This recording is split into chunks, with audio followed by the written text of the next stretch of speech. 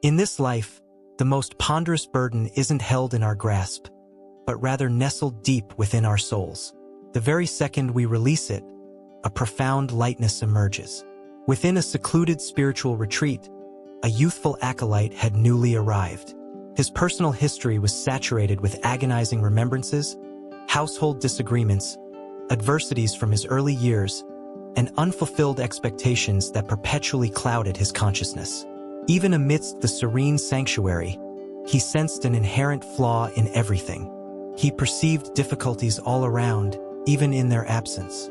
His thoughts were ensnared in a cycle of rumination, turning the most straightforward tasks into intricate challenges. Then, one day, he could endure it no more. He approached his mentor and declared, "Master, I am weary. My history relentlessly pursues me. I find myself constantly dwelling on all matters, events from the distant past, occurrences in the present. I am unable to discover serenity. What course of action should I take?" The mentor offered a soft smile and replied, "Accompany me." He guided the young acolyte beyond the retreat's walls, indicating a faraway knoll. He inquired, "Do you observe that tiny dwelling at its peak? An elder monk, the most venerable of our order, resides there. He departed from our community many years prior to contemplate in tranquility. He will provide the resolution you are searching for." Impatient for a remedy, the young acolyte asked, "May I depart presently? I can delay no further." The mentor acquiesced, and the young acolyte embarked without delay. He descended the retreat's incline and commenced his trek towards the remote peak. Following an arduous and exhausting ascent, he arrived at the elder monk's abode. The elder monk was absorbed in profound contemplation. The young acolyte waited with forbearance. When the venerable master at last unveiled his gaze, the young acolyte made a respectful obeisance and implored, "Master, I beseech your aid. My consciousness is overwhelmed with distressing recollections.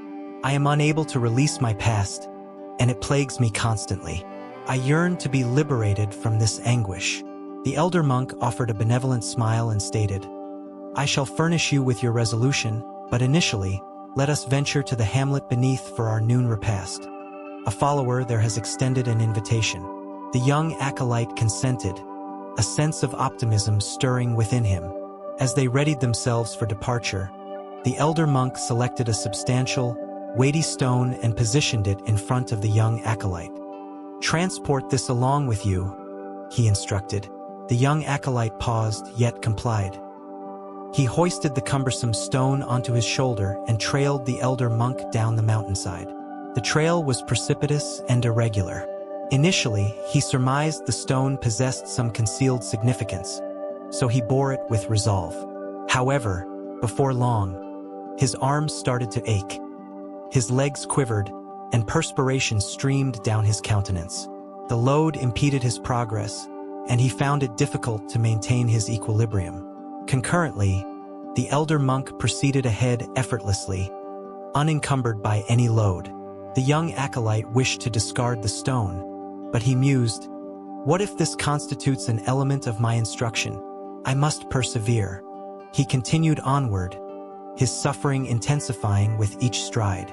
By the moment they arrived at the mountain's base, he was utterly depleted. His entire frame throbbed, and he could scarcely remain upright. To his astonishment, he observed the elder monk seated beneath a tree, a smile upon his face. The young acolyte, struggling for air, questioned, "Master, for what reason do you smile? I am experiencing discomfort. This stone rendered my travel wretched. I implore you, reveal the lesson." The elder monk inquired softly, "How was your passage?" "Dreadful," the young acolyte responded. The stone was excessively weighty. It complicated every aspect. The elder monk acknowledged with a nod. "Then, why did you not release it?" The young acolyte was stunned. "But you instructed me to transport it." The elder monk smiled once more. "I directed you to take it up, but I never stipulated that you must bear it for the entire distance. You had the option to relinquish it at any point, yet you elected to endure, persuaded it was essential. The young acolyte abruptly grasped the meaning. The elder monk proceeded, "This trek mirrors your existence. The stone represents your history, your agonizing remembrances, your remorse, your anxieties. You have been shouldering them for such an extended period, thereby complicating your life. However, akin to the stone, you possess the ability to set them aside whenever you choose. The instant you release them, you will experience a sense of lightness and liberation. Why endure hardship when it is not required?" Moisture welled in the young acolyte's eyes. He immediately let the stone fall.